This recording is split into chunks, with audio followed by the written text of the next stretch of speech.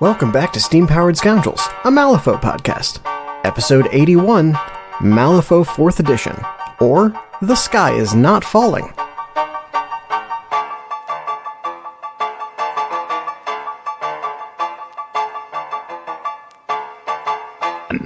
Let's go.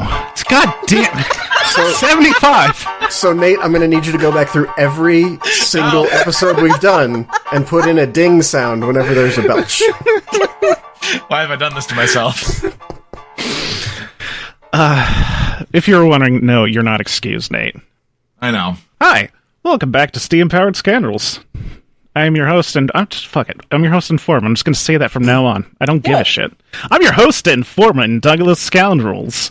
And with me are the entire cast of Steam-Powered Scoundrels. The five of us have finally combined our powers into the world's worst Voltron. But I'm still the best left leg around. Anyways, I'm Douglas. With me is Roman. Say hi. And I'll form the head. Victoria. It's me. Nate. What body part are you? What body part am I? Yes. Oh, God. I don't... The soul. Oh, okay. I am Nate. not. I am the left earlobe. Okay. All right. That's very specific. And Eli. I am the right arm. Okay. Yay. I'm Our gonna. robot has one leg. No. We're gonna. We're gonna get left earlobe, an arm. We're gonna Two Power arms. Rangers this, Oh, yeah, and two I can arms, be okay. both. I can be both legs There we because go. everyone Alright. knows I am the sluttiest pair of thighs in Malifaux. Right. Anyways, I mean, you do have nice thighs.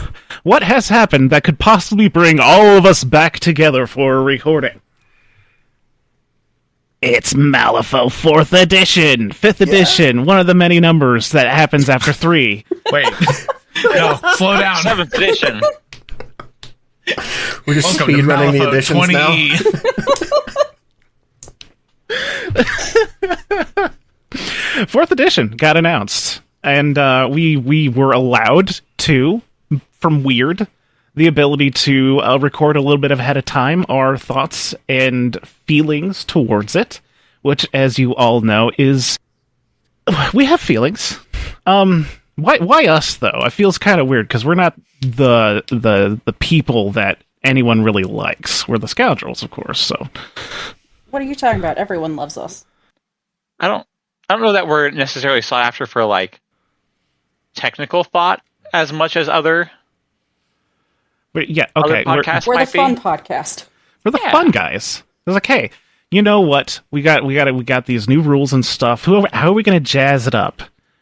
How are we going to jazz it up? We're not going to go with one of those technical podcasts that are all about like playing the game correctly. We're going to go with the people that keep calling us Jonathan Wyrd and talking about spaghetti And cowardice. and cowardice. We're And the have cool an kids. have an entire format dedicated to shipping our masters. It's fine. Mm-hmm. Yeah. Like, also to admit, we are the oldest Malifaux podcast. We're still going strong Oh, as far as I God. can see it. So yeah, Are we really? They can't stop us. they can't stop us. We're like tried. a tumor that sort of grew to have a symbiosis with its victim to a point where they're just like, oh, it's okay, it's a feature. We drew a little face on it. That's just Anyways. Billy the tumor. He's fine. Right, let's keep screwing this up and actually talk about this 4th edition, shall we? We're going to not go into depth, however, and I'm actually going to give a sort of hostship over to Roman, who is the slightly more knowledgeable person here, but I will also be in the background giving my thoughts and also maybe trying to keep us on topic so we don't run for 2 hours, because this is supposed to be not in-depth, more of a reaction and a general getting the idea out of what exactly this edition is and our thoughts on it, correct? Yeah, and I think you were onto something when you were saying, hey, why are we doing this instead of a more technical podcast? I'm sure there'll be other podcasts that are doing deeper dives into the nuances of the rules here. But what happens, class, whenever any game updates to a new edition? The sky falls, everyone panics, and the world ends. Exactly. And Normally speaking. Yeah, so I kind of see this episode as us going through here going, oh, this is new. here's why we shouldn't be afraid of it. Or, here's why we should be terrified of it, and that's why, if you're terrified of a thing, you should go join the open beta and give Wyrd your feedback. Because that's what they need while preparing for the, actual go live for this, I think. Right, and also if we, panic and say the sky is falling, then they could just be like, it's the Scoundrels, they do that, that's their shit. Yeah. Yeah, they can joking. they can disassociate from us if they want. We become street side proselytizers. Oh, Yeah. Lord. I want to wear a sandwich board and nothing else. Oh, hell Just yeah. once. I want to carry a sign that says, the 4th edition is here, the end is nigh. Yeah, I'm just going to say the end is somewhere. Oh boy. Just a question mark. Yep. Just a question mark on the south side, Victoria. Okay, Oh, anyways, I missed that. I missed that sign. I missed the question mark sign. No one's I missed going to the know what we're question talking mark about. sign. Ask us in the Discord. Let's actually go ahead and talk about our rule changes. And Roman, go ahead and take it away. One more thing before we dive into it. right. Nate, Yes. what are we doing in June? Oh, yeah, we are doing a thing in June, aren't we? We're doing a little... Where's my phone at? Christ. I've got it. Faster. Yeah, you know the dates. It's at the end of June. We're doing the Good Things Happen. Yeah. It's going to be in my neck of the woods. It's down here in Fairview Heights, Illinois, which is basically St. Louis area. So, if you're trying to get a frame of reference, we are very close to St. Louis. That is going Louis to be to the natives. Louis to the natives. Yes, that is correct. Right. If you're not from Louis, do not say that. We will take offense at that because that is our word. So that is going to be June 27th through the 29th at Impact Gaming Center in Fairview Heights, Illinois. Very close to St. Louis, Missouri. I regret everything. Yep. Come join us. We would love to see you. More details Nothing. to follow. Yes. We'll be All right. mentioning it a lot. All right, so let's jump into the kind of overall general changes here. My thought is I've kind of broken up the changes into different sections. We're going to talk about them as we go. So here's the big ones. First off, no more 5 turns. We have 4 turns.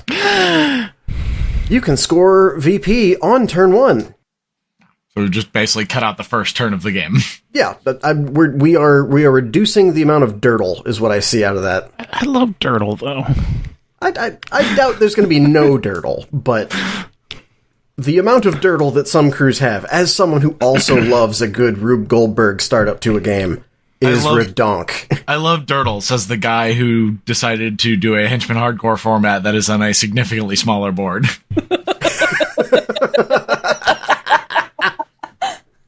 Fuck you. That's what I live for, baby! It's just the right earlobe. We don't need you. You absolutely need that earlobe. Don't tell me otherwise. It's for the earring. How else will Everyone the needs to kids know it's a that gay we're cool? Voltron. There we go. Perfect. They're putting chemicals in the oils, making the fucking Voltrons gay. Jesus. Damage flips no longer exist. Now attacks have a damage stat if they hit, and it is modified by the duel. You'll get +1 damage for every raise, and that is a raise is a difference of 5 between the attacker and defender. For those who have played or looked at the other side, that is essentially like a margin trigger in that Yeah. game. I'm surprised Exactly. they didn't use the Which- word margin.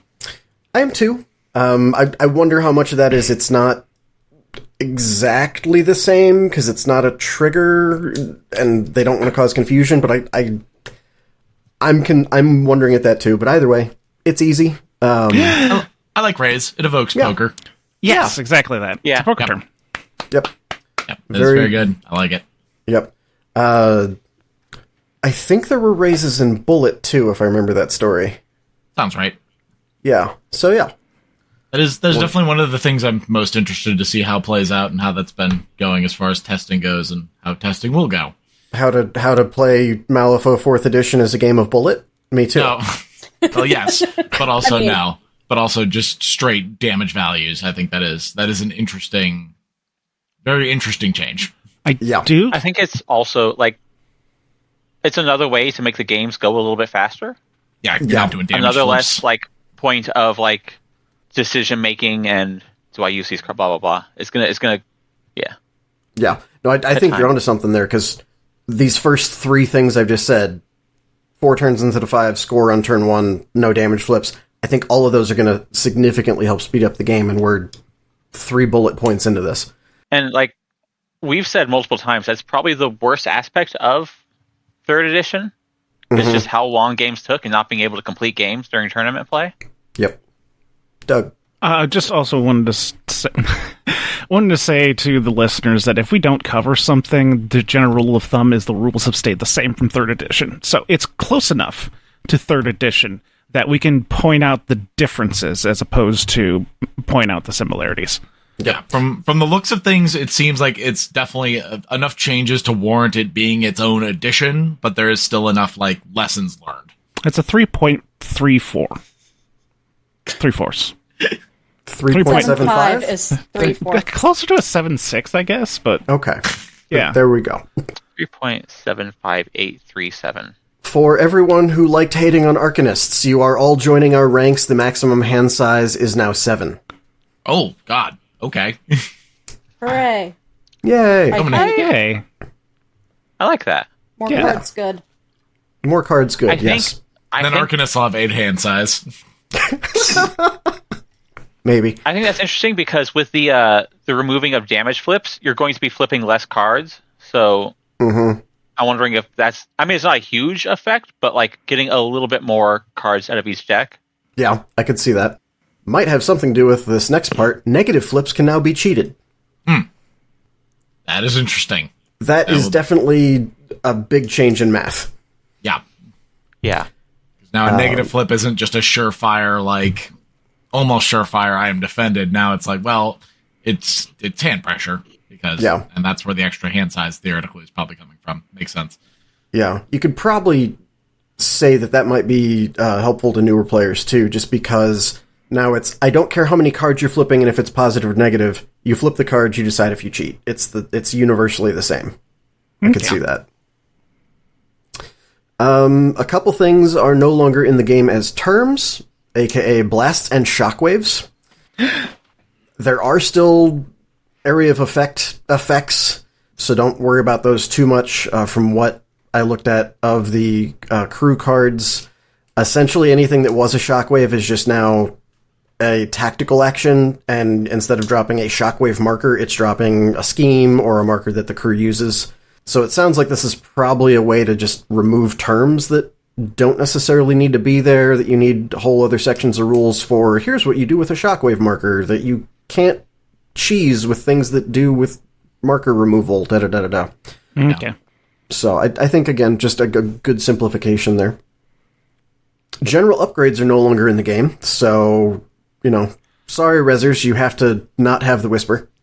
All my poor decaffeinated gremlins. I think they just stop moving at that point, don't they? That's where they just get back into the shine and really start. I think at this point, wacky. Okay. I think at this point, Mikey just stops playing the game altogether. Oh, he's going to be upset. He's going to have to find one of those crews that put upgrades on, because it says here in the notes that some models hand out upgrades. So Mikey will have to find one of those. Yep. To slake his upgrade lust. I'm slightly sad by that, but also I realize that general upgrades only partially worked the way they were supposed to in 3rd edition. It was like always an all or nothing. You almost rarely considered them unless they were the really good ones. There were a few instances where there was stuff that was good tech, but other than that, it's just like, I put my coat, I always bring 2 coats or 2 coffees or 2 whispers or this, that, or the other. At least 1 magical training, etc. Yeah. Yeah, I think this is a good way for everybody. You are actually playing with 50 soulstones, not 48 for some factions and 50 for others. Everyone has a 1-inch engagement range. It is no longer attached to your melee. Your melee could be 17 inches. I doubt that's going to be the case, but it could be whatever the length is. But your engagement is still 1 inch. You could have no melee, and you have a 1-inch engagement. Vic, what'd you say? I said we're not getting Inspector Gadget. I don't know. I have an idea for a Bonanza Brawl card for 4th edition. Do we not have Go-Go Gadget whatever in Bonanza? 17-inch No, melee attack. I don't think we do. How did we avoid Go-Go Gadget? Well, now we have an idea. Well, yep. Okay. We were saving it for just now. 17-inch melee attack. Oh my god, a fucking Inspector Gadget gremlin model would be... Beautiful. Absolutely. I'm in. It's like just like a named survivor who's just got like Beautiful. very and horrible. stretchy arms. Yep. Love it. Wonderful. We have a new game term, ally. Models consider another model an ally if they are friendly and share at least one keyword with that model. I like that a lot. Yeah, that's going to save them a lot of ink on cards and a lot of weird, wordy limitations. Don't like it. It's too woke. Never mind, I'm quitting the game. They're putting allies in my Malifaux because of woke. Fucking Celerid's gay. Oh, boy. Well, see if this is a woke term as well. We have another one. It's called empower. Empower to the people. There, I got it. Yep. I got us there. Empower your allies. Essentially, before a duel, any model can discard a weak card 1 through 5 to gain a positive flip and the suit of the discarded card to that duel. This is the same timing as when you would spend a stone for an action in M4E. Fuck. Seems useful. Probably also goes towards that having a maximum hand size of 7. Yep. Yeah. I mean, it makes weeks useful for everyone, not just people that have discard effects. Yep. However, now I'm terrified about crews that focus on card draw. I don't know if that's a thing, as I've looked at very few of the cards, but yeah. It's great and scary. Yeah. That changes a lot. But Roman, why would you do that when you can just use soul stones for those effects? About that, What a great segue. There's a few changes to soul stones. First off, you have a max starting cash of 5, but you will gain, which the term for is infuse, more stones during the game when friendly models die. It's like they're doing the thing that the stones do in the floor. In the floor? The fluff lore, it combined. floor. I'm sorry. No, don't. It's efficient. I like that a lot. Yeah. That is cute. That's a a great way for crews that aren't like as combat focused to have an advantage during games when your opponent is just killing all your models. Yeah, it's hey, I have fewer models with which to use my stones, and I have more stones now. So you're gassing me up as you kill my guys. I like that. And the benefit of hiring, maybe some more little guys, you get some of the little models back in. Yep. Like, oh, he died. Cool, I get a stone. That's what we'll make good use of that. Yep. But yeah, the other reason for Empower that Doug was leading me to is there are no more game-wide stone effects as we know them in M4E. There's no damage reduction, there's no stoning for cards, or suits, or positive-negative flips, etc.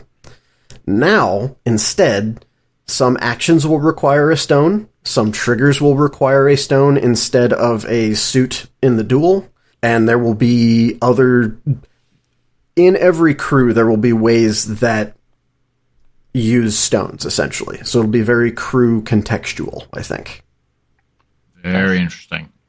It feels very fluffy. I like that. Yeah. Curious to see how those shake out.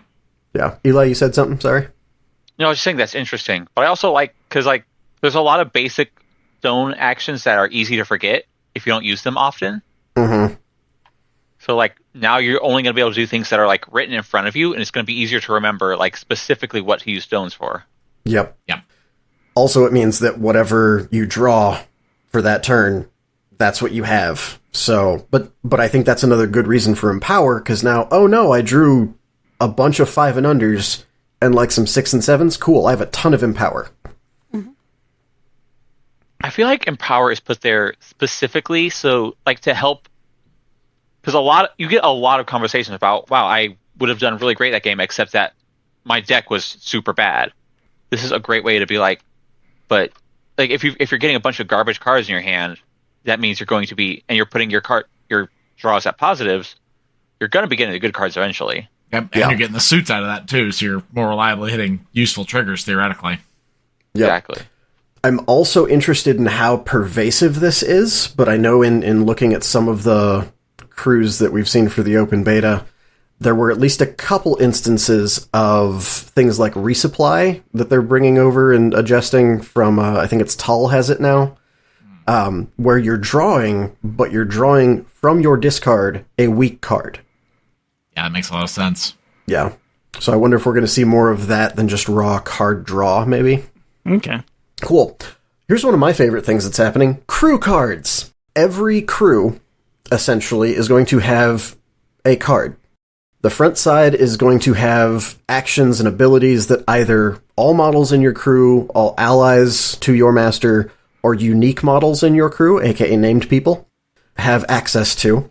Often these are going to include at least one way to spend stones, so everybody potentially can spend a stone for this one thing.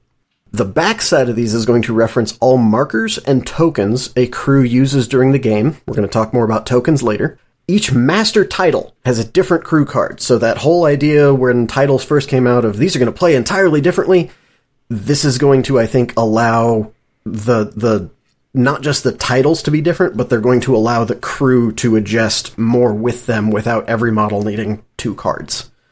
Also, the crew card stays even if the master dies. So you can't just be like, well, let me, hamstring my opponent by assassinating them. And we're going to have 2 copies of these per crew box. So you have them, and you hand one to your opponent. Well, that's awfully I freaking love that. Yeah. I like that a lot. Yeah. Just remember to get it back after the end of the game. Get like 20 copies off Wargame's Vault. There you go. Perfect.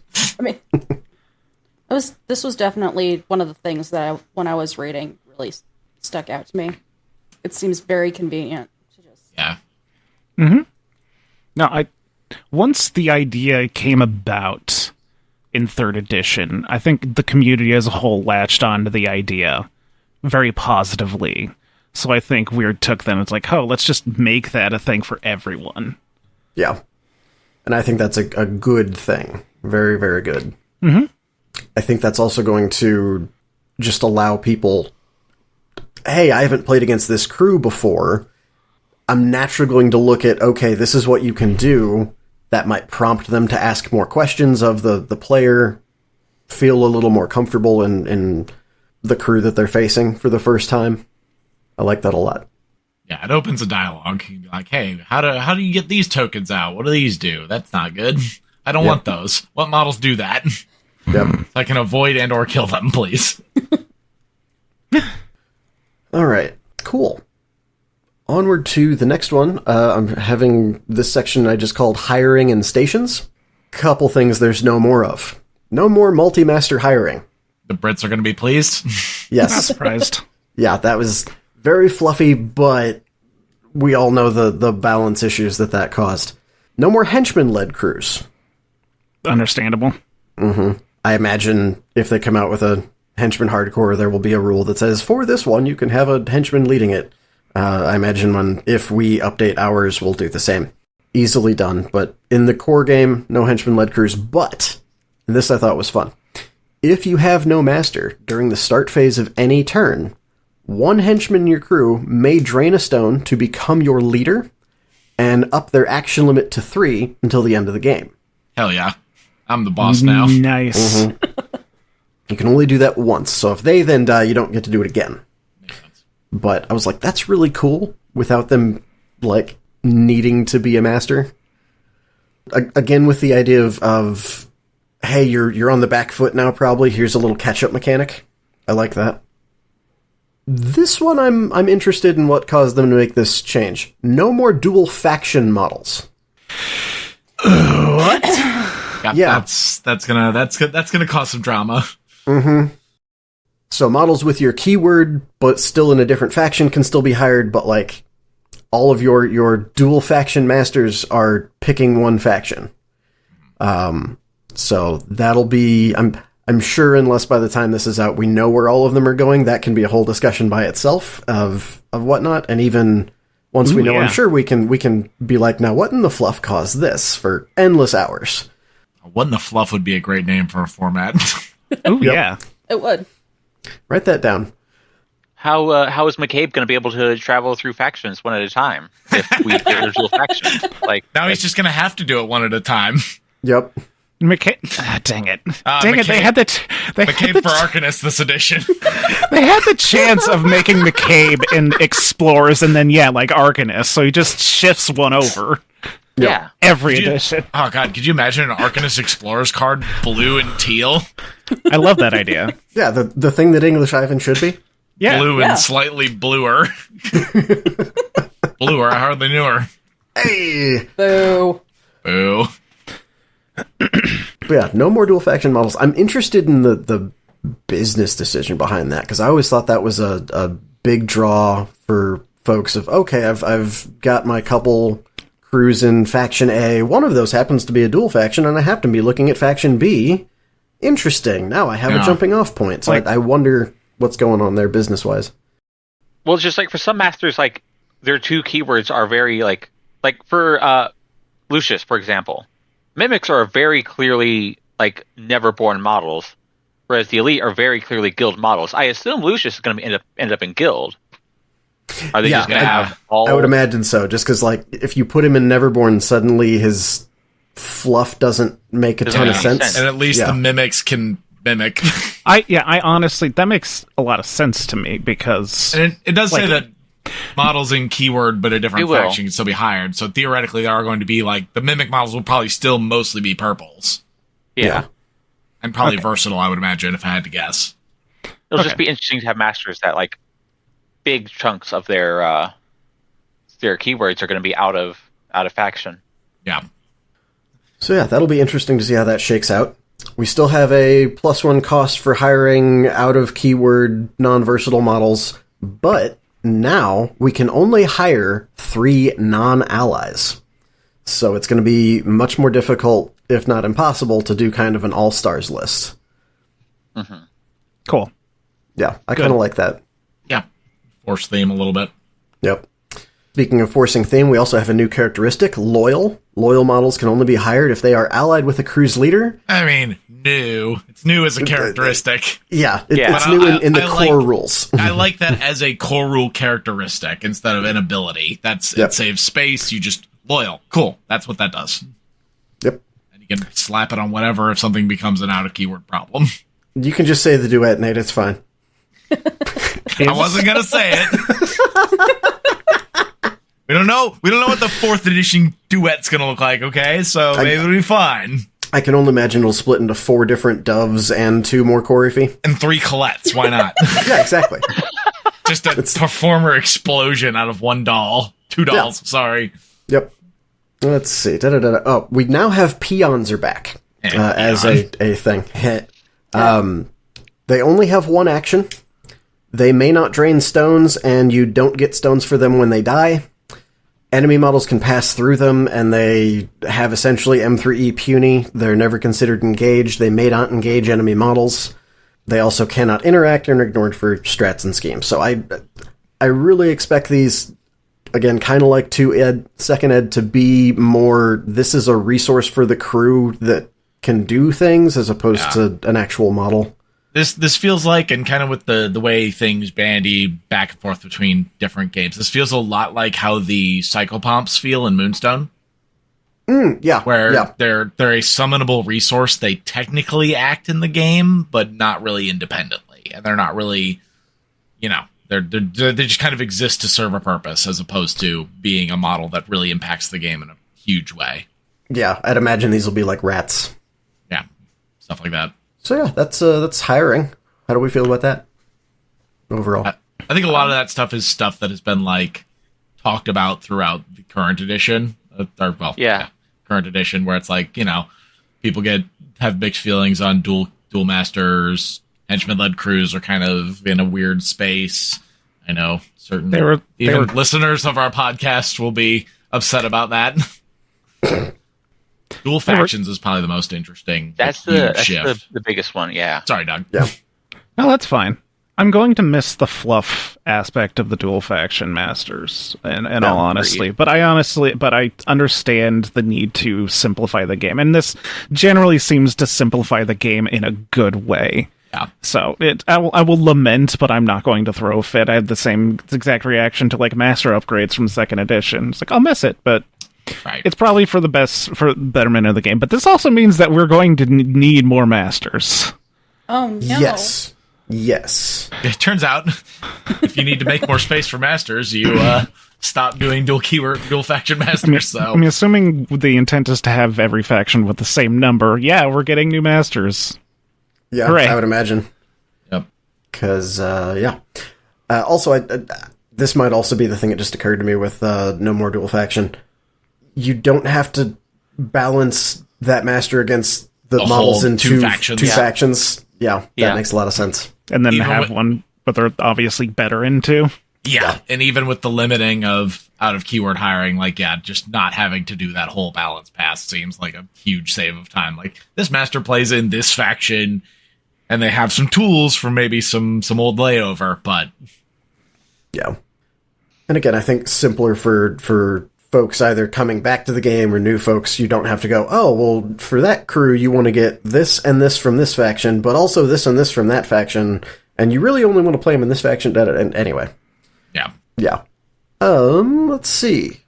Let's talk about some markers. Here's the Markers. first one that I like, and I especially like it considering the markers are written on the crew cards. Models may ignore effects of friendly non-strategy markers except for their height, if applicable. So suddenly, the whole Titania problem goes away. Yes. Just in general, there's a lot of good that comes from that of not making markers that actively hurt models in your crew because, X, Y, or I wanna Z point model out- didn't have X rule written on it. Mm-hmm. I want to point out, it doesn't say ally, it says friendly. Nice. So an out-of-keyword model should theoretically be able to ignore markers. That would still make sense. Yeah, I think that's Which still is, no, good. I like that. I'm saying it's a good thing. Yeah. It's just, that's something we're going to have to really pay attention to is ally versus friendly, because they're Yes. such similar words. Yep. Roman's typing it down.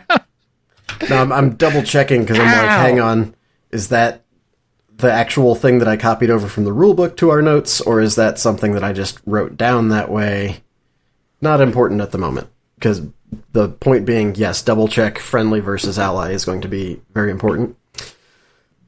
Further removing a point of confusion, there's no more drop or create. All markers are made. Oh, thank God. Thank God. Yep. Everyone who has ever run an event just breathed a huge sigh of relief. Some markers are It's dropped, me. but if they're dropped, they're created instead. Yeah. Yep. Thank God. They cannot be made where they would overlap models, so you can't put them under people, Oh, but they may be made in base contact with them, which is different.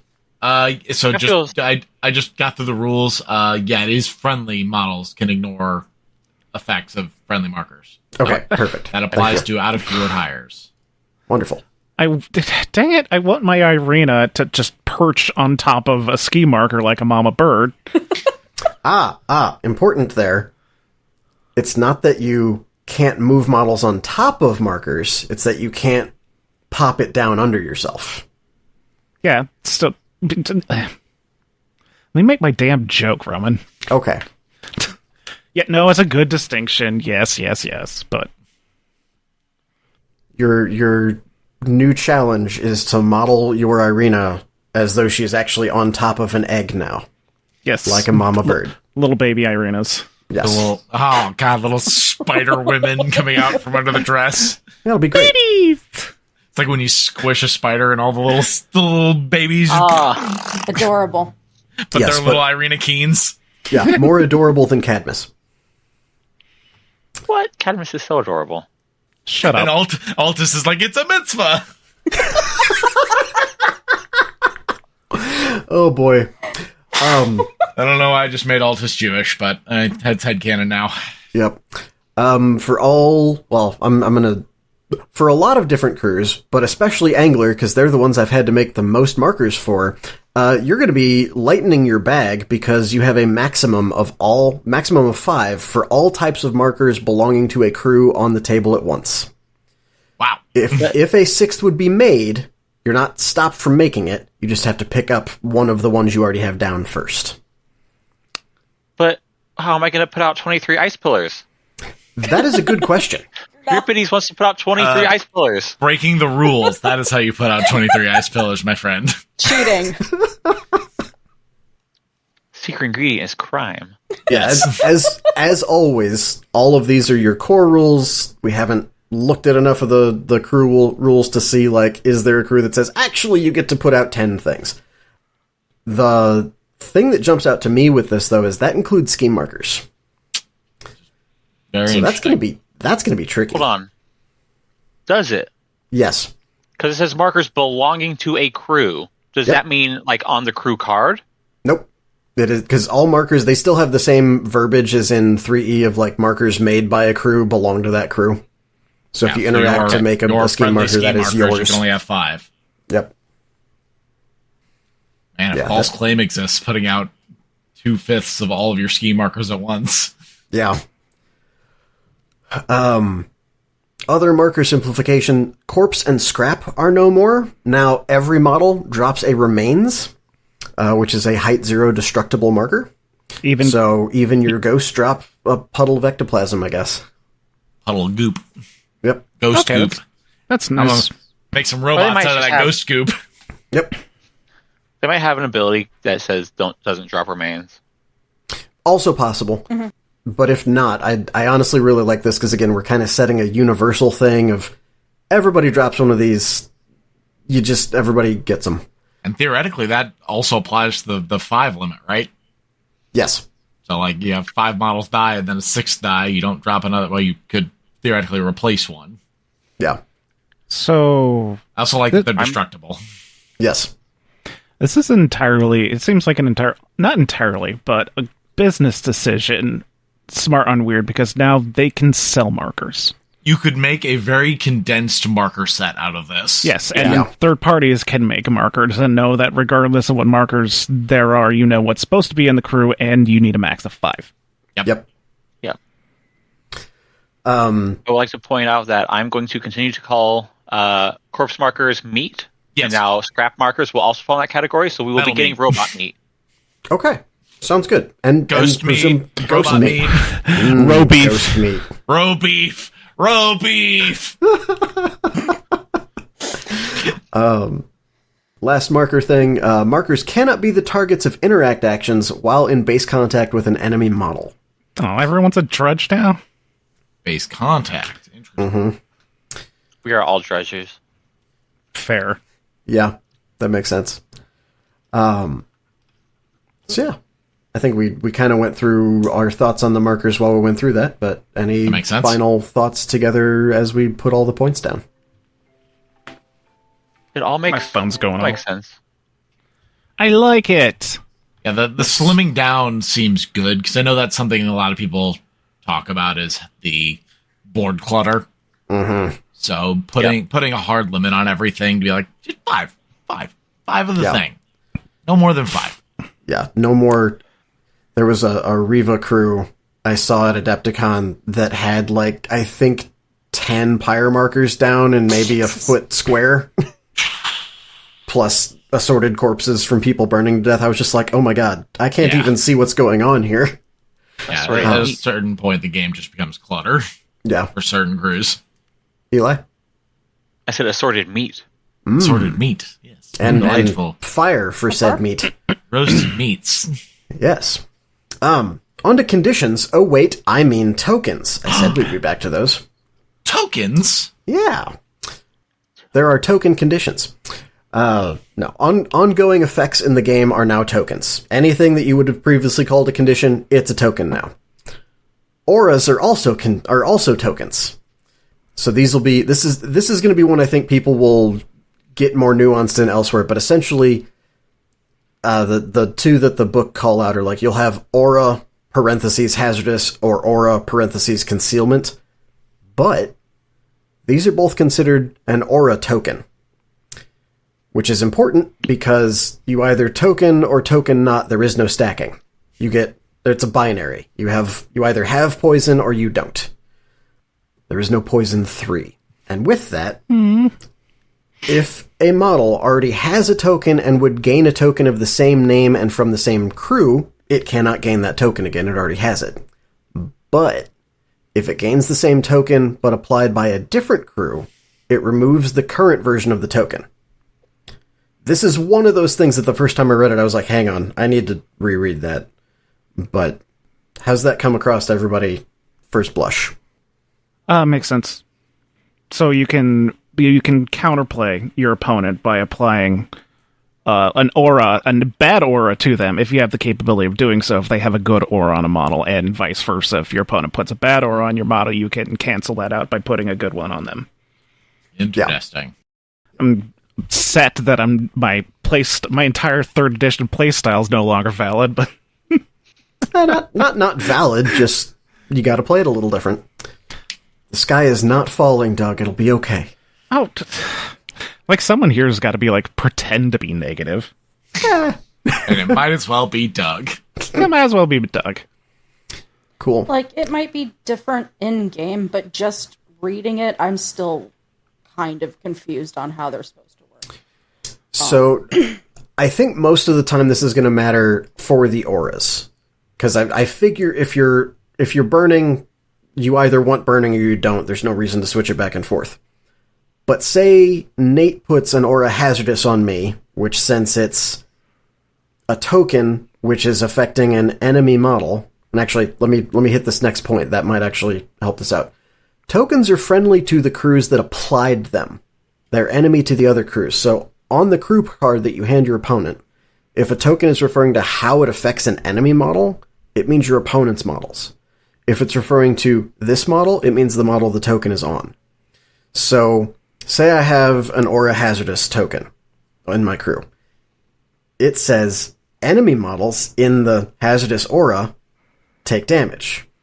So if Nate's crew is handing out hazardous tokens and puts it on one of my guys, they're automatically in that aura because they're in that area. Every time they do anything, they're taking damage. If I then put another aura on my guys, it removes his hazardous and puts whatever the new one is.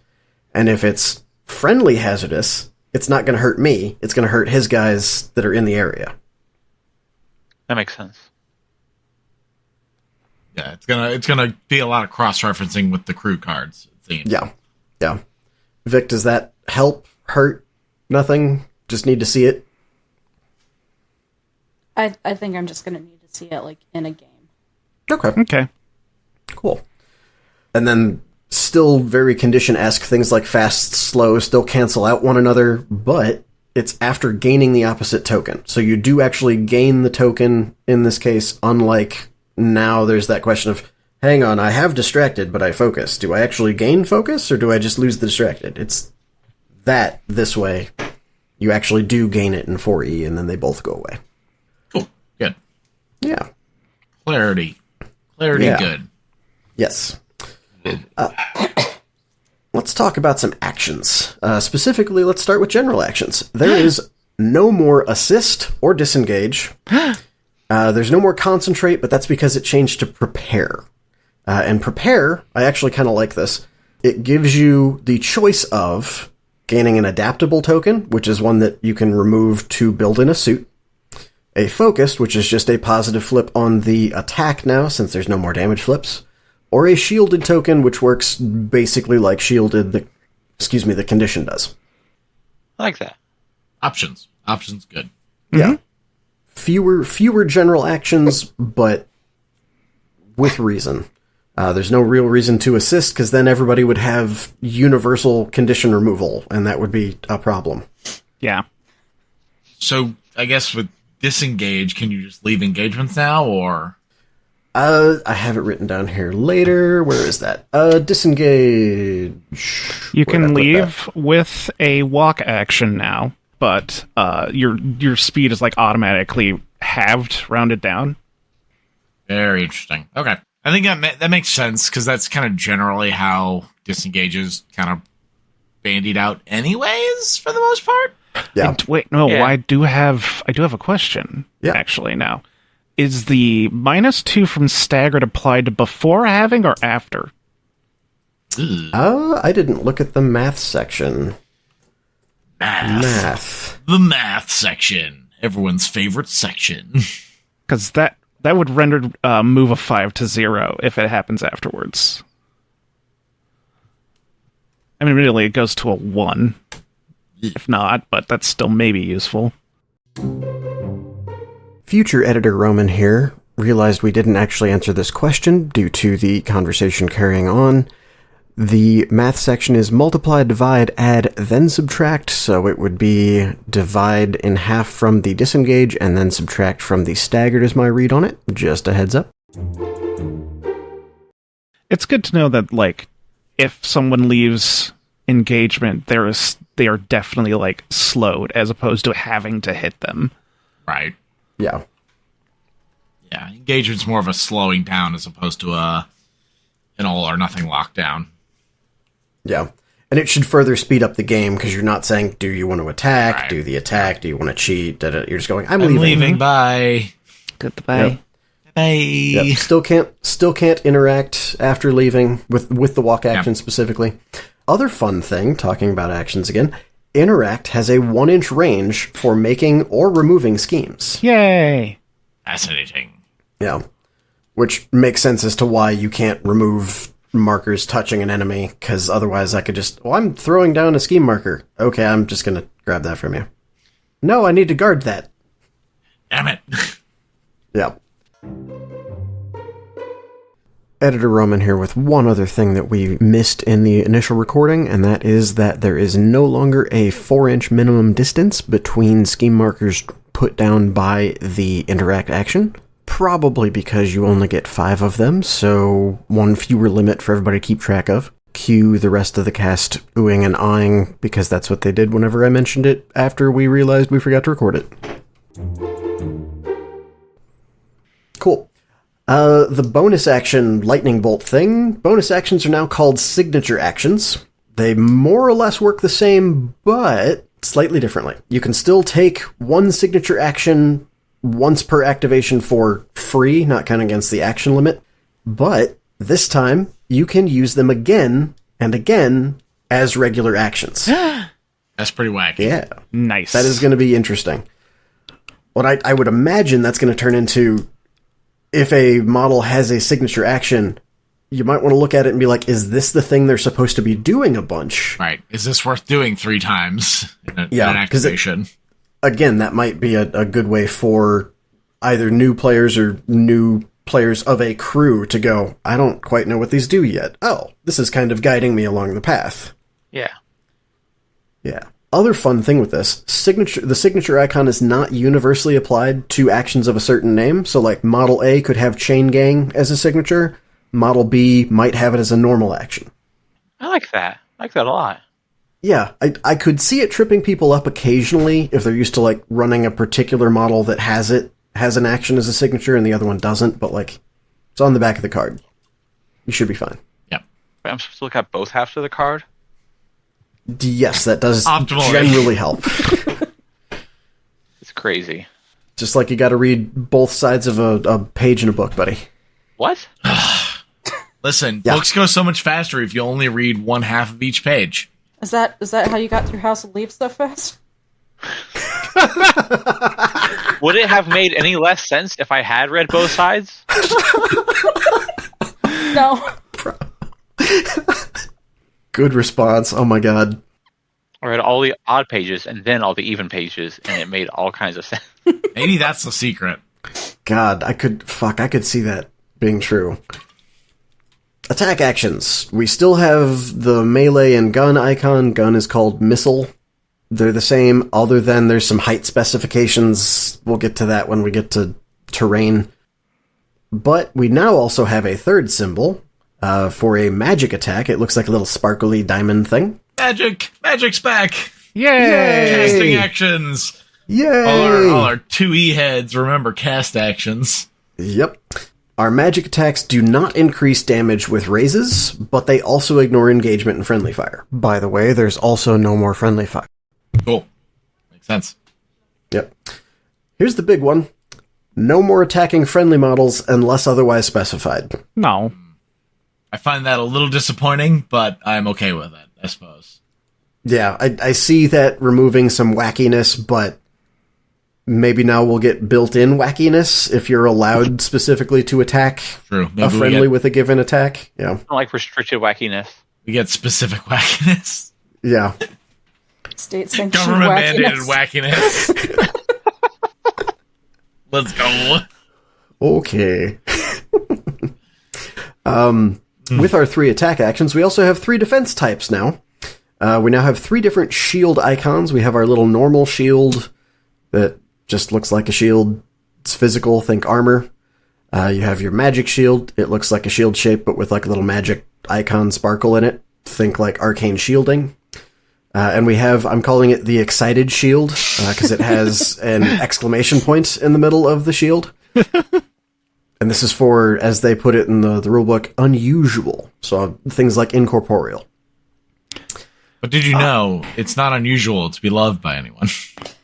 They could have called Yeah, it. no, that's a magic defense to be loved by They anyone. could have called it weird. Oh, they could have. Oh, that would have been good too. Fix it. You have Come time, on. Wyrd. You have time. You have time. Game's All right, not official yet. Everybody listening, go onto the open beta and tell Wyrd to call the excited shield Weird defense. the weird defense. Yeah. I kind of like this because it allows attacks to say they ignore a specific shield instead of naming a specific defensive ability. So, like, I'm expecting Ruthless now says ignore the excited shield instead of ignores terrifying and manipulative. Yeah. Now, does this kind of in lieu of triggers, or do we still expect defense triggers?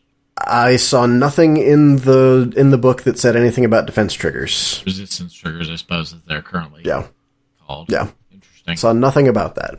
So I think those are gone, and honestly, that makes a lot of sense because they kind of faded out after the initial wave of 3E, because it turns out if you it turns out if you could just stun people at range and then go, oh, what defense? If it matters. Nobody liked that. Nobody likes that. Yeah. I don't know why, but the darker magical defense shield registers as what the physical defense shield should be. I can't explain why. And it bothers me. Interesting. I think because it's a solid, more like substantial color, it gives me the like mental image of it being physical defense. But I don't know. I could see that. Yeah. Just throwing a wrench into your momentum there. Yeah. Doug's out here critiquing the graphic design. Well, I could talk about the ski stat. I think it's supposed to be skill. It looks SKL. like an eye. It does look like from an reading eye. this. Yeah, it does. But I'm yes. pretty sure it's supposed to be SKL. Bust out your Yeah. skis, boys. I actually do like that. I didn't have that on here, but I like the fact that they are not just calling it stat, because that's going to remove the confusion point you'd get sometimes where people be like, well, this is an attack that targets willpower. Does that mean this is a willpower duel? Is it bothered by stuff that messes with willpower duels? The answer is no. It's your attack stat, or in this case, your skill, or your ski, as the case may be. Just everybody start calling it ski until Wyrd changes it. Just for Doug. Yay! Just for me. For everyone who is aware of the soda ski, you're now going to just every time a model takes an attack, imagine them drinking a delicious bottle first. Crack open a delicious ski. Yep. Cool. All right, on to a specific type of action, summoning. Yeah. So summon models automatically gain a slow and summoned token. Slow does what you would expect. Summoned, I totally forgot to look up or double check. I believe it just says you can't take the interact action. Yeah, summon tokens say this model counts as having been summoned for strategies and schemes, and it may not take the interact action. It does not generate a soulstone for its crew when it is killed. This token cannot be removed. Makes sense. Yeah, it's building and all the stuff that they FAQ'd about summoning over the course of 3E, Other than basically. the permaban of interacting, which is kind of Yeah, that's a a little bit different. harsh to summoners, but we'll see how summoners shake out, I suppose. Yeah, I feel like since they're doing it now, they're probably designing summoners to be like, if you're summoning, it's your chaff models, it's your defensive tar pits, it's not your scheming things. Yeah.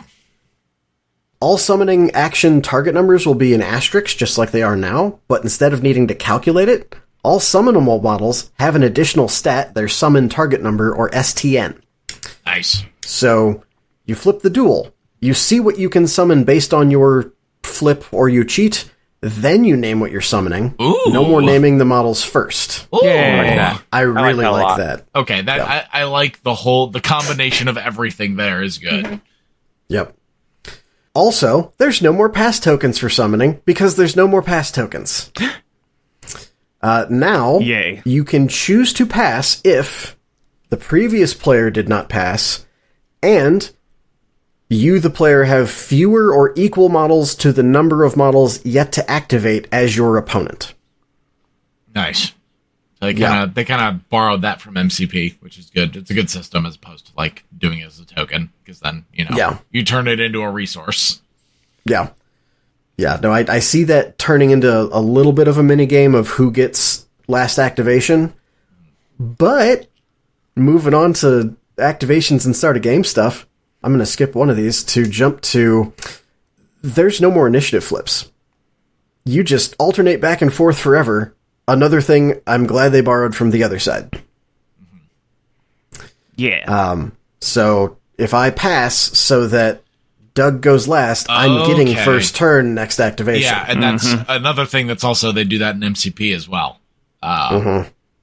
It's a good system, and that way, it's never like a double, you never get the double tap. Unless, I don't know if there's going to be any accomplice or companions, but like, at least the like start of turn, bottom, last, first swing is always kind of the most, it's a question you come into basically every game at this point of any minis game, like.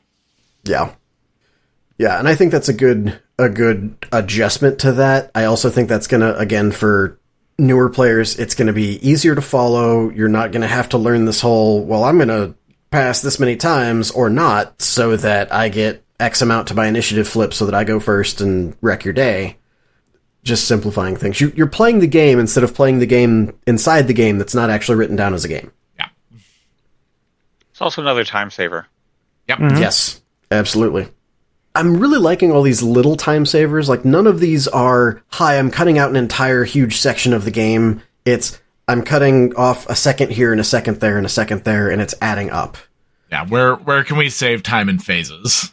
Yes. Take out a fifth turn. That is probably the biggest it's approximately 20%. I would argue they cut out turn one. Yes. Because you can score turn one. One turn. Yes. Or 20%. In addition to no more initiative flips, essentially at the start of the game you flip for attacker defender. The attacker chooses the deployment zone, then the defender splits their crew into two. The attacker picks which deploys first, then attack deploys, then defender deploys, then the attacker goes first. So they're essentially switching who's cutting their crew into two, but that's now the defender. They're still deploying it first, but it's after the attacker has picked the deployment zone. So splitting that up a little bit, I think. Does that give even more an advantage to the attacker?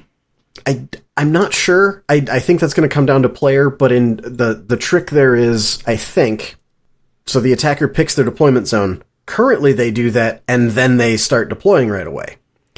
Now the defender's seeing, okay, you've picked your deployment zone, I can maybe start guessing where you're going to put stuff, but I don't have to deploy everything. So I can guess, put down part of it, you put down everything, I respond to you before you go. Yeah, and there's the force of the attacker having to go first. Yes. So they're set on the train to not have that last activation, theoretically. So yeah. Be more reactive on the defense side, would be my guess. Yeah. Maybe. I'd still feel like it's a big advantage to both pick your deployment and see half of your opponent's crew before you have to put anything on the board. But that's my thought. And we're getting into the weeds. I'll shut up. Yeah, no, and I think that's going to be one of these of, it's a good reason we need to test this. Mm-hmm. Like, there's a reason we're going into open beta, and this all isn't of this just is subject to change. Exactly. What? No. TM. Sure, it's all set right now as is. Yeah, they actually mailed me, instead of a PDF, the reason my find in PDF isn't working, they sent me rocks with all of this carved into it. They've actually written out the next 3 editions. So Yeah, it sent you a Word document and changed one image, half an inch to the right. hell yeah. Oh god, no. Hell yeah. Why is this now 700 pages? It was 50 a minute ago. Fucking Word. Speaking of moving things half an inch to the right, moving differences. Here's a fun one. Models can move through friendlies. No more fucking up your unpack by moving something slightly too far to the left. So nice. So much text on models they just saved. Yep. I wonder what swine twirlers are going to do now, because that was their whole life goal. Or pigs. Now they can evolve into something else. All my issues with not having 23 ice markers, Euripides no longer cares about that. We have better benefits. Yep. You lost out on ice pillars, but you gained on your big fat butts not blocking each other. Good job, Euripides. The term push is now gone. Now if something needs to move in a straight line, it will specify moves in a straight line.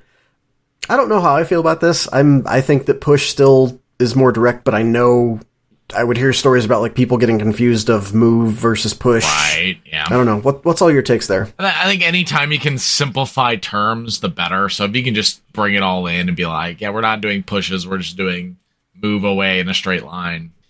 You don't have to define that. You can just, it is by definition what it is.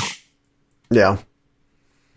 It's not like the actual thing is gone, it's just not called push. Yeah. Yeah. Okay. Barry no longer exists. Oh. That's interesting. I'm very okay with this, because there's so many cases where either the hoops to jump through to use your berry effects are huge and difficult to muster, or it is the most powerful fucking bullshit in the game, and it shouldn't exist because it is game warping in effect. So just removing the effect of not having a model on the table, probably good. Put all your freaking models on the table. Yeah, no more Thune saying, "Oh, you had a right flank." Jin Bakara.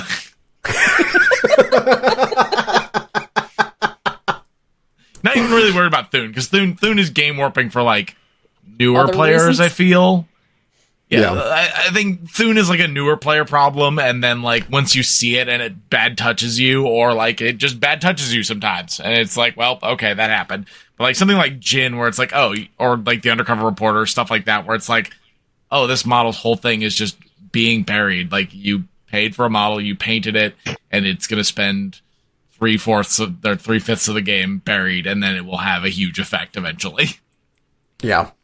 Yeah, I agree there. I do think, though, that while I agree that Thune is it's a gotcha for new players, and then it's an occasional bad touch elsewhere, if you just don't have those, I think that's a better game experience for everybody. Yeah. I think I'll be curious to see where Terra lands, because, and I guess Marshall as well. Terra and Justice as crews are hugely affected by this, but I assume there's some plan to give them some other mechanic that is interesting that doesn't involve removing the enemy from the table but not actually killing them. Yep. Because sometimes that just feels worse. Yeah. It's I would like to play with my stuff. I'd rather you just killed me. Now I don't have to think. Yeah. I didn't have to think about it if you killed me. Yep. Yeah. Yep. Here's one of my other favorites. And we're coming up into terrain here shortly, but this is going to be kind of the lead into it. Everybody know how either nobody plays with height terrain because nobody wants to mess with all the rules about it, or, hey, this is weird and I didn't bring a flight model, so if we don't have a bunch of ladders and things, I don't get up there quickly, da-da-da-da-da. Models can scale terrain now. Essentially, this is you end a move in base contact with climbable terrain. You can then, even though you've ended your move, essentially move straight up the side of the thing and move over just enough to fit on it. And then you can do the same in reverse. If you're on top of the terrain, you end in an edge of it, you just jump, or not jump, because you're climbing down without climbing, essentially. I think this is just going to make terrain that much more accessible. Yep. Yeah. I like this a lot. This is very Shatterpoint coded, and I approve. Yes. Yes. This is very good. I read this and said, ooh, someone's played Shatterpoint and thought this was a good idea correctly. Ooh, ingress points. Yeah. But very Malifaux. I like it. I like it. I'm just not sure I like the phrasing of it. With the just enough to be on top. I think it needs to be that's my shortening of it. They get much more specific about the. I think it's you move so your base is fully At least 50%. the least amount you. What was that? At least 50%. Okay, yeah, you move the least amount to be supported essentially. Nice. So it's essentially them wording it so people can't cheese out. Oh well, I'm on top of the thing on the other side. No, you don't get to do that. You get to be on the edge of the roof that you were next to. I trust that there will be guidelines for how that works, but I'm excited to see that as a thing so that more sizable terrain is usable. Yes. Also, in terms of making terrain usable, models can jump gaps between terrain. Hey! So if you're on like a height 3 roof, you can either jump to another height 3 roof or another roof that is lower than you. The trick is, you can't just jump to the ground with this, because you can jump to the ground, but it's through usual movement stuff. This whole jumping gaps, you have to jump over something that is lower than both pieces of terrain, and you have to end on a piece of terrain the same or lower than the terrain you're on. Makes sense. There's more to it with that, like you can jump over models and things. We're not going to get into the weeds on that one. I like how cinematic it is. I like how approachable it makes terrain. Honestly, I'm very excited to bring out my I have the graveyard set that I play on. With the big chunky crypts. I think that'll be interesting to play with this rule set. I agree. Let's go ahead and roll into terrain then. I just want to say I can't wait to see Cervantes jumping over things on a snail. Yes. Let's go. Small little gaps, but they're still jumping. Bust out those turbo paint jobs. Yeah, alt Cervantes as Evil Knievel. Oh, okay. Ooh. Fair enough. Yeah. Ah, you mean the stuntman from Palatro? Yes, also that.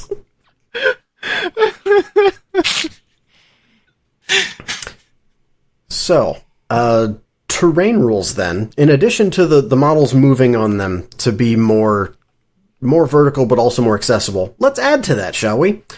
No more weird reducing your range whenever you're standing on top of a thing.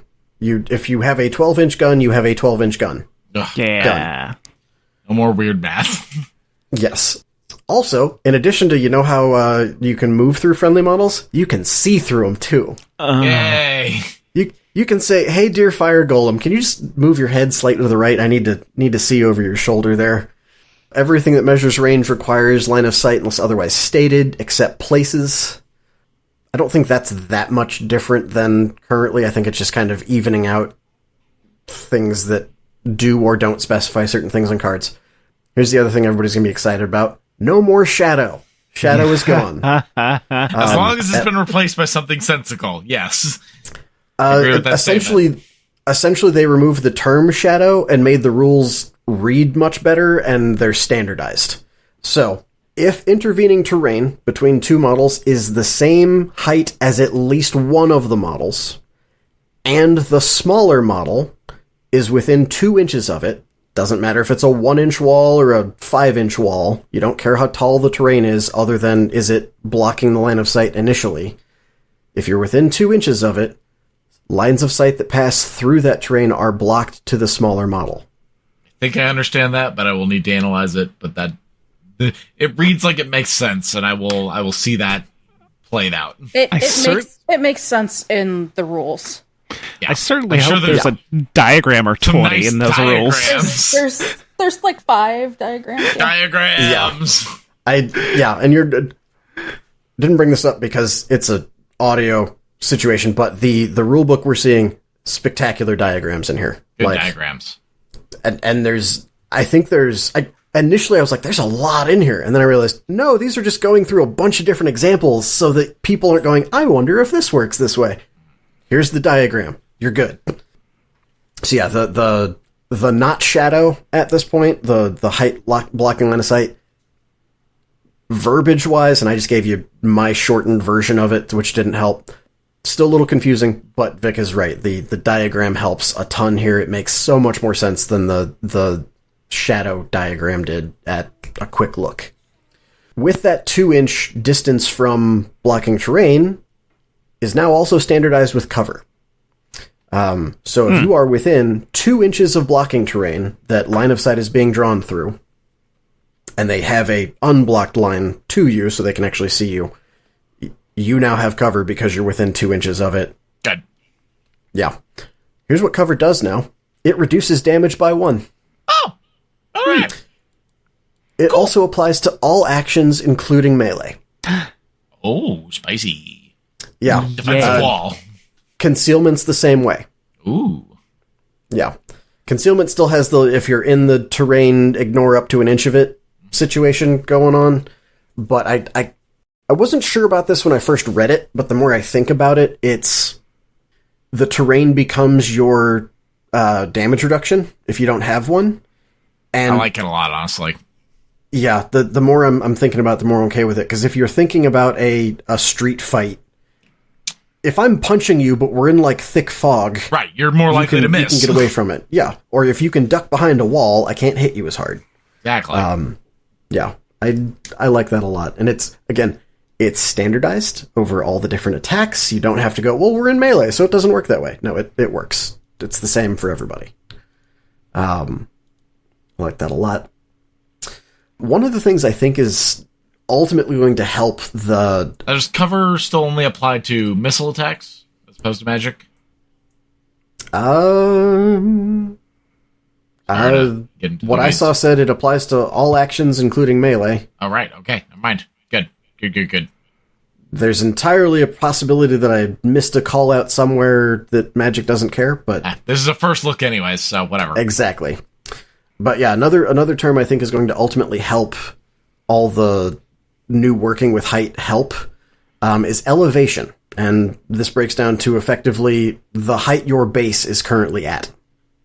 So you can be height 3, or you can be size 3, but on elevation 0 because you're on the ground, or you can be on elevation 1 because you're on one box, essentially. This is another one that I think the diagrams help out with. Elevation comes in. Models may not target models with a melee action if the difference in elevation between them is greater than the size of the lower model. That is a very legalese way of putting, if I am a size 2 person and you are on a size, and I'm on the ground, so I'm at elevation 0, and you're at elevation 3, I cannot reach over the edge of the height taller than me building to nip at your ankles. Makes sense. Yeah. When a model at a lower elevation attacks a model at a higher elevation, the resisting model's duel receives a plus flip, because they have the high ground. Exactly! And I really like I happen to have this one in front of me, the elevation example here is they have Euripides at size 4, next to Big Jake, who is on a height 2 box. Big Jake! Yeah. He's being his biggest Jake possible. Oh, he's so big. Large Jake. Largest Exactly. Jacobus. So even though they're at the same ultimate figured size, adding the height to Jake's size of 4, Jake is at a higher elevation than Euripides. So even though Euripides is staring him in the face, he is at a positive to resist Euripides' punching him. He's so intimidating up there. Yep. So yeah. You care about where your feet are. How do we feel about all those terrain line of sight things? I feel like this is probably one of the biggest things people are going to have to get Adjust used to. to. Because flipping through some of the cards, some cards, at least currently, care if the model is elevated or not. So that kind of feels like it's going to force TOs to include like elevated terrain in the game. Which is fine. They probably do, but for the most part, people usually just don't allow things to go on top of it because it was such a pain. And now you can go on top of your terrain. Yep. Hooray. Yeah. Of course, that could change. But There'll be an adjustment period, I think, for like setting up boards and making sure there's terrain that facilitates all of this. But I think ultimately, someone definitely played Shatterpoint. Yes. Thankfully. A lot of lessons were learned or borrowed, and I appreciate all of them. And I like the weird spin on these types of rules. They have, as expected, weirdified them in a way that is appreciated. Yeah. And I'm excited to see how that shakes out. I feel like a lot of the like elevation and line of sight rules are really just like common sense stuff, which is nice. Like, you can't shoot through the floor of a building. What? Makes sense. Yeah. Tell that to Shatterpoint. Hey, gantries have holes in them. It's fine. That is true.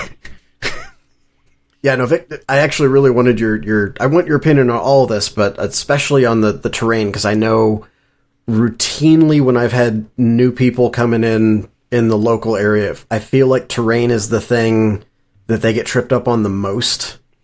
And I wanted your opinion as someone who hasn't played a ton of how obfuscating is this versus how clear is it? Like, even just the text was really clear for me, but having the diagrams and examples is also really helpful. And like I said, a lot of it is just like, yeah, of course you can't see me. It would be really stupid if you could. Yeah, very, very intuitive. Yeah. Mm-hmm. Yeah, I agree, and I really, really am a fan of it. Cool. Yep, I think people will be happy to see nicely laid out terrain rules. All right, on to scoring, unless anybody else had terrain mentions. Mm-hmm. All right. That's it. Cool. So again, scoring is allowed turn 1.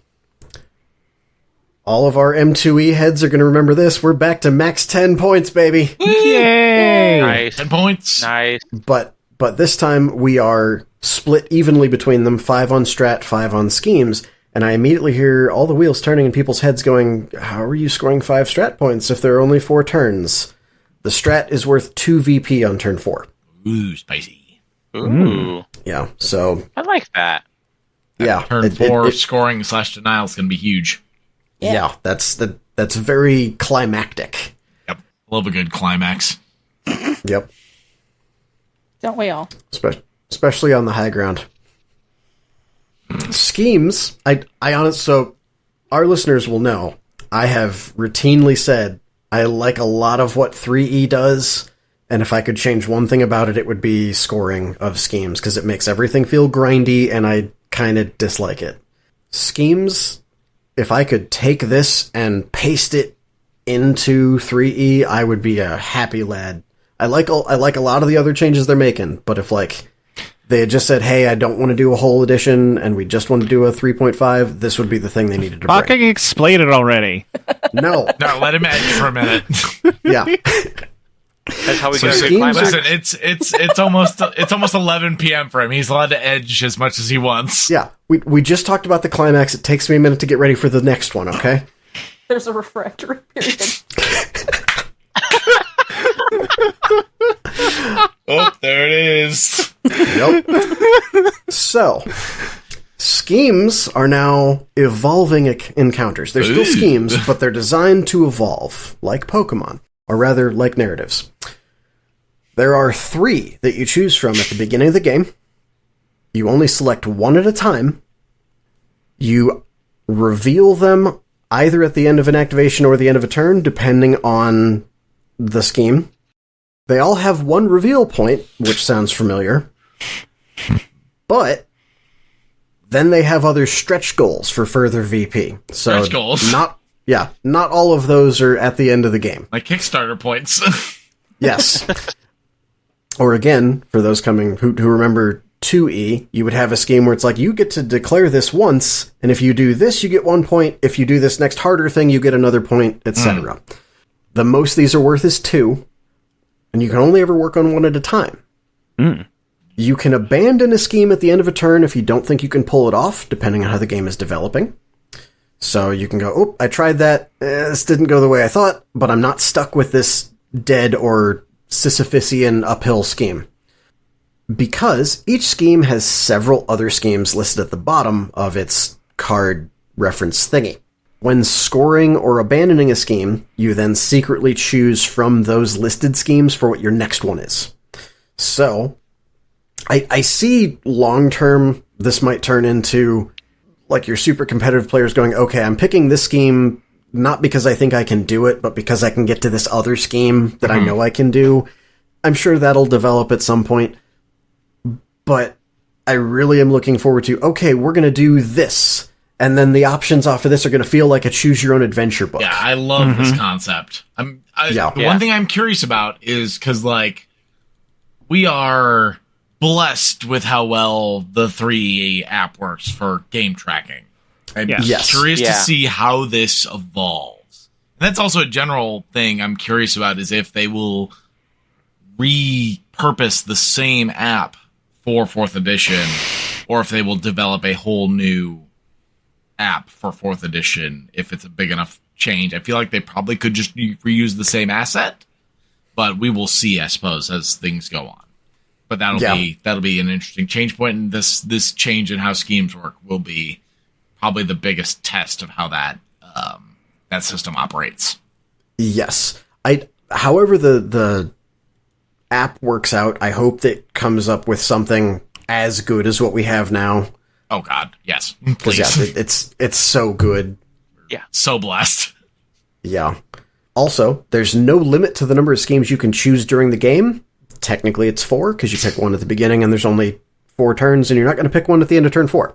Probably not. But there's nothing saying you only pick 2, and you got to get as many points out of them as possible. You can go, okay, turn 1, I scored 1 point off of this. I'm going to pick this new scheme. I'm going to score 1 point off of it. I'm going to pick this new scheme. I'm going to score 1 point off of it.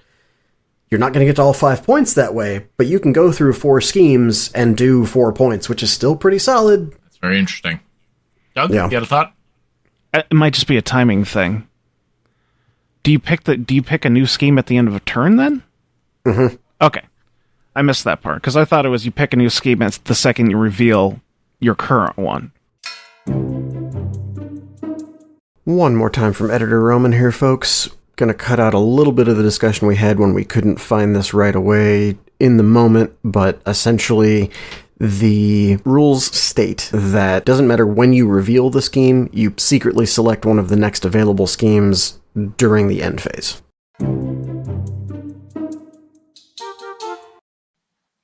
Yeah, I think this is something that will come up once the open beta hits and we all get a bit more familiar with how this system works. But it is, as written, very interesting, and I love this a lot because it fits that Malifaux narrative of, like, this situation is always changing. Instead of being locked in and then, like, oh, I got fucked turn 1. Yeah. Time to move on and score my less than currently 8 points. Yeah. How many times have you, like, picked a scheme and then realized, like, after the first turn, oh, I can't get the points on this because I fucked up. Yeah, exactly. Yep. One last scheme thing that I find interesting. The very last page of the rule book we're looking at mentions gaining grounds and says, this is the official rules for organized play, blah, blah, blah, blah, blah. This also says they are sold in individual card packs, which are free on their site, and are free on their site. But there are no actual schemes or strategies in this book. Yeah. Nice. So everything is coming through gaining grounds, which I like. And I think this will encourage people to have the cards. Mm-hmm. Just because, again, assuming I have faith that they will develop whatever, either the current app or a new app to facilitate the system well, but having the physical card to go, all right, I'm switching to this, grab new card, that way I can reference it, at least in the early phases, will be useful. Yeah. Yeah, I agree there. She loves you, Victoria. Wednesday. Wednesday, my dudes. She could love me by not repositioning every 2 minutes.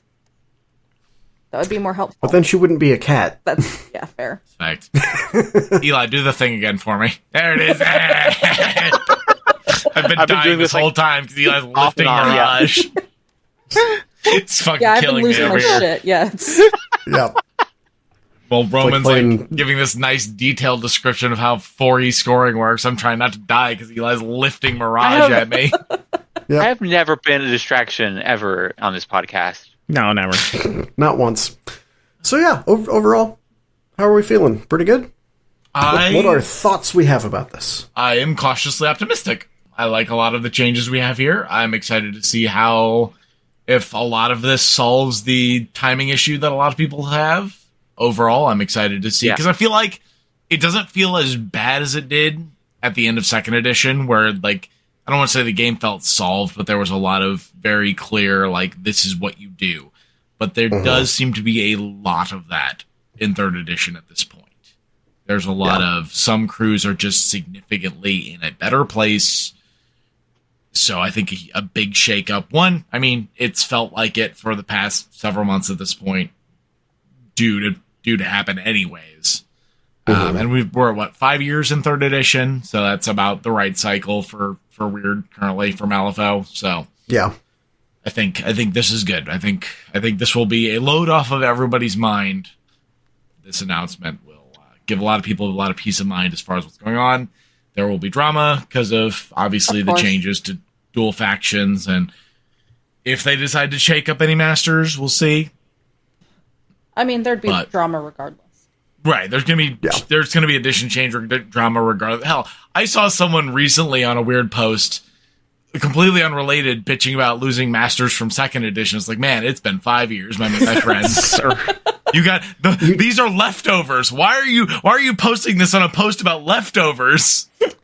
You know what you should do? You should take that post. My guy. You should take that post and you should put it on the meme where it's the icon for Internet Explorer flying to Area 51. Oh, God, that would have been brilliant. Like, I saw that, it blew my mind. I'm like, dude, this is such an unrelated post. Why is this the one that you decided to come in and be like, oh, man, I love these models. It's a shame Wyrd killed all my interest because they killed these masters these 4 models I played 5 years ago. It's like, dude. All right. I get it. If I could kill off Ramos again, I would. Right? Let's just double tap that man. Bring him back in the lore just to kill him off, please. Oh, yeah. Illegal. Oh, goodness. So I think Victoria's opinion matters the most here because I'm just such a fucking simp for this company. That doesn't matter a whole ton what I think, but I do really like it. I'm excited for the reduction in complexity. I'm excited for the shakeup of the factions. Like, now that I'm over the fact we don't have dual factions, outside of a lore reason, I think that's good. It's more solid and gives us more space to include new shit. I think the thing I'm going to miss the most is variable damage, but we'll see how much I care about that in a year. It does sort of feel like there is going to be more opportunities for you to be like, I can guarantee that thing's going to die and there's literally nothing you can do about it. Whereas you could always sort of wish on the Black Joker. But I'm also really... Now you're just hoping for the Black Joker on the duel instead of the damage. Yep. Well, you could do it for both, though. That's fair. That is an extra option for Black Jokering. Mm-hmm. Anyway, sorry, didn't mean to interrupt. I think this also kind of slightly revitalized shooting crews. I sort of feel like shooting crews were never super great because of all the ways you could get a negative flip. Yeah. And now the fact that you can cheat over whatever you really need is viable. And then elevation. I'm so excited for that. Yeah. Oh, last thing. I love the logo. I love the new text. Yeah, the font choice is mint. I love especially the Malifaux in that, like, very gothic. That is nice. That was immediately caught my eye. It was slightly jarring, but, like, I got used to it pretty quick. Like, it's different, but it's like, oh, Malifaux. I like it. The thing is that if you showed this, just Malifaux 4th edition, and said this was for a war game, even a skirmish war game, I would see that a lot better than the previous 2 logos. And I don't really know why the previous 2 ones screamed more. They were RPG logos. You know? Hmm. Yeah. Interesting. Which, like, Malifaux is the closest thing you've got to, like, an RPG war game. Which is all the shit you can do. But that was just something I noticed, not really a complaint, just a I think this does kind of bridge themes a lot better. Just on a vibe. Like, it's... Yeah. You're not leaning too hard into the cowboy, the Victorian. It is very, like... Still has that gothic feel to it, but it's sharp. I like it. I like it a lot. Yeah. I also like the header underlines here, the little, like, gold iconography. It makes me feel very Art Deco, which makes me feel very 1920s, which is about the right time. Like, we're closer, at least. Not quite there, but we're coming up on it in timeline. So, I like that. The card art that they've shown looks sick. Yeah. Just the way the cards are shaped. I like it. Yeah. Got some sneaky, I don't know if this will cut this out if this doesn't make the final product, but we got some sneaky, it looks like new Ophelia art. Dense terrain example. Ooh. So I'm excited for that. Yes. I more meant just like the styling of the cards themselves. Oh, I know. I was just also jumping off of that. Okay. Yeah. I understood what you meant. There's one thing I'd like to see changed about the cards is I'm not a super fan of the stats being like in 4 different kind of corners of the picture. I'm sure I'll get used to it, but just my initial thought is like, I'd rather have them be grouped. But I mean, I guess that's a me thing. Looking at it, the defenses are on one side, the other stats are on the other, so you can do worse. And that's again, I don't think it's going to be horrible, but it's just something I noticed. And that is a good call out of your defenses are on the left. Before we get to Vic, Eli, did you have any other thoughts? Because you are also an opinion on this that I've been interested in, because I know you hadn't been playing much recently due to timelines and things, but does this rule set make you want to more actively jump back into the game, I guess is the question. I would like that. Yeah, honestly, yes. There came a point, a solid time through third edition, where there's only so much time I'm willing to put into a game, knowing that I'm probably going to lose every game I play. Like, I don't necessarily want to spend 3 hours in a game that I'm probably going to lose every week, you know? Mm-hmm. Like, and I understand, like, you know, it's not all about winning, blah, blah, blah, but it sucks sometimes when you put that much effort into a game, knowing that everyone in your meta is better than you. What really got me to stop playing was simply unavailability due to job. Right. Yeah. Losing enjoyment in it kept me from working hard to get back into the game. Yeah. It looks a lot more streamlined. It looks like it's going to take a lot less time. And I think it'll just be easier to make the time for a game. Nice. Yeah. I agree. Vic, how about you? Off the cuff, it looks like a lot less to try to remember. Agreed. Which is excellent for attempting to get back in, because now I don't have to, like, try to remember what a shockwave does, and how do I do a blast, and what's this thing do, and now there are, like, 10 new models that I don't know anything about that just got released, and how... And then also, like Eli said, with a shorter game, I don't have to spend 3 hours wallowing in how I'm losing. Yeah. Yeah, very valid point. Mm-hmm. Sorry, go on. No, it's fine. A lot of, like... It looks like a lot of the stuff that I had been struggling with to learn as rules has been greatly simplified. And I'm also really excited to be able to use terrain vertically. Yes. Yeah. Bye. No. Cold cut the episode. That was it. We're done. Cold closing. Thoughts over. Eli, you had a thought in there? It is. I'm very interested to see like just how things just like all the like we've read the rules and they sound solid, but there's always a big difference between what it sounds like it's going to be, Yeah. and what actually comes out when you're playing.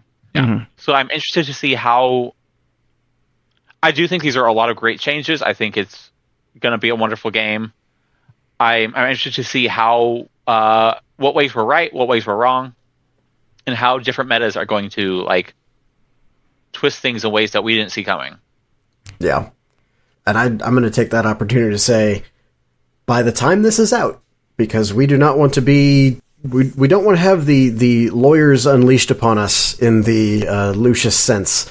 So this is not coming out earlier than we're allowed to put it out. So by the time it's out, the open beta will have been announced and should be available. So if you too want to see how these rules work on the table versus being read on the page, they will be available on Wyrd's forums. Go try it and then give them feedback. That way, they will listen to you and say, oh, that might be something that we need to change. Not saying they're going to make every change that you tell them, because there's going to be a lot of people hopefully giving them feedback, but feedback helps them. So definitely go do that. Go be the awesome community that we all know you are, and help make the game even better. Yeah, I have 100% faith that everything, the community will shake out well. People will get over whatever compunctions they have, or they won't. They'll move on, as people do. Mm-hmm. Yep. But either way, I think we can safely say, based on this reading, the sky is not falling and crushing everybody. I think it is. I think we're all getting crushed. I mean, in different ways. I mean, and given that this is the worst timeline, I believe you. But the Malifaux sky, on the other hand, is probably in pretty good shape. Both moons are still hanging up there. It's very clear that lessons have been learned. Yeah. Yeah. Like, at the end of the day, it is noticeably more similar to 3rd edition than 3rd edition was to 2nd, and we're not... As far as I can know, we're not dropping any masters, so I think the two biggest gripes are going to not be an issue. Yeah.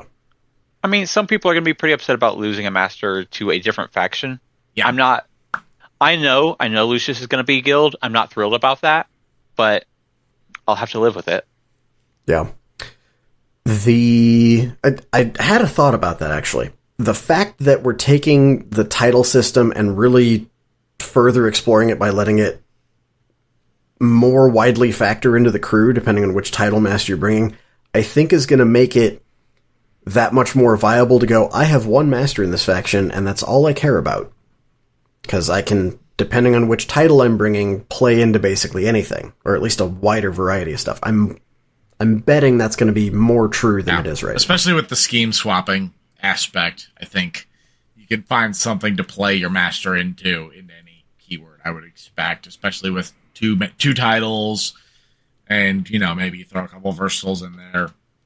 Yeah. I really wonder how much speed is going to matter now that you can score turn 1 and corner is still a deployment zone.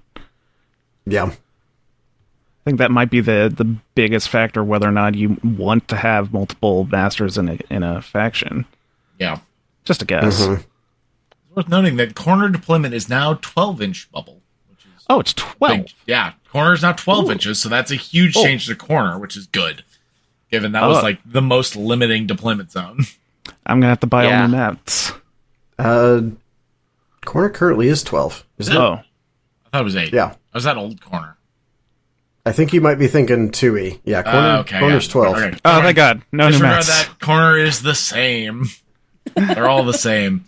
We did have a fun discussion at Adepticon about what if corner was, instead of a diagonal center line, it's a straight center line, but you have 2 deployment zones on your side in those 2 corners. That'd be interesting.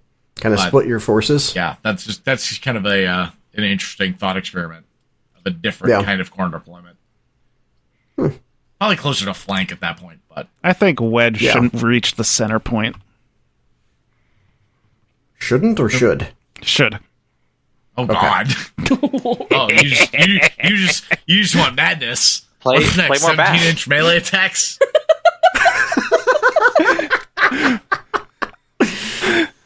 I think there should be a deployment called full, where it's just anywhere on the board is deployment zone. Listen, Yeah. you're gonna make me miss random deployment from 2E when you say shit like that.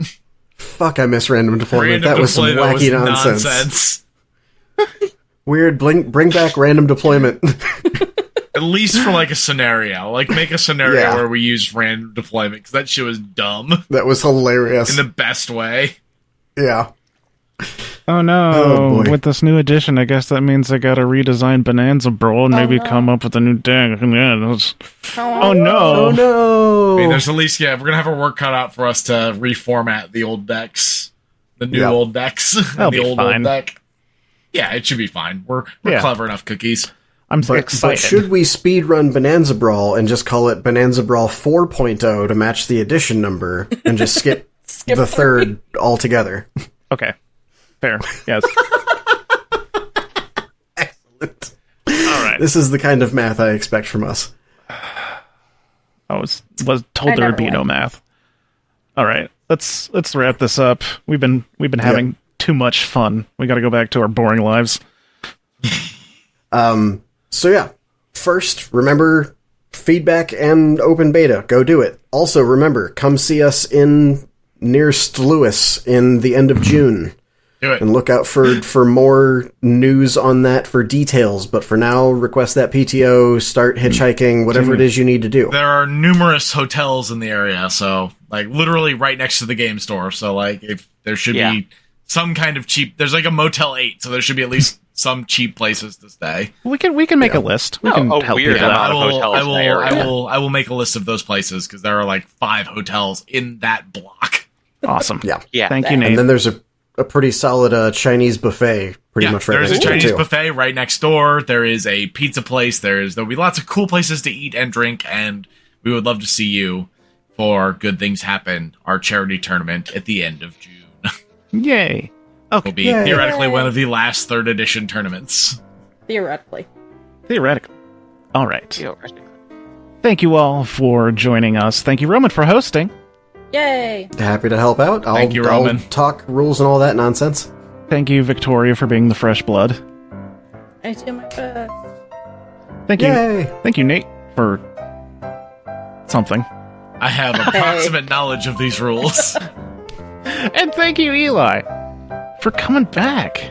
The right arm salutes you. Show us the cat. Pull Mirage up. She's gone. Oh, She's never sleeping. mind. Mirage. Ah, never mind. My day is ruined. Okay, anyways, have a good night, folks. I can oh, put her. and, I can and put as her. always say, fun is always king. And enjoy your beta. There's Mirage. It's Look at Mirage! those beans. Okay. Good night, poor cat. folks. Good night. Bye.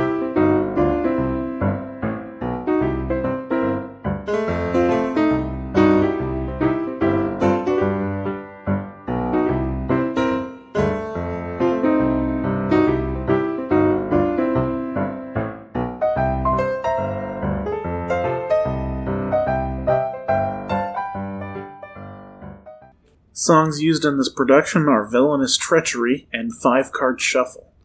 All music is created by Kevin MacLeod and is licensed under Creative Commons.